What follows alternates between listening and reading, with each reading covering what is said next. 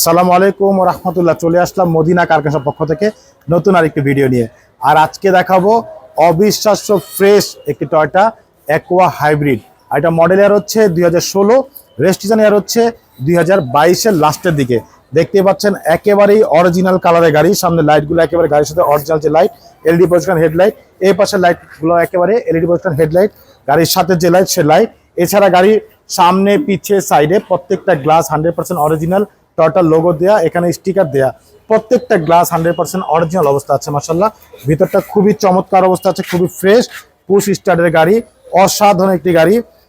Toyota Aqua hybrid 16-র model, registration হচ্ছে 2022-এর লাস্টে।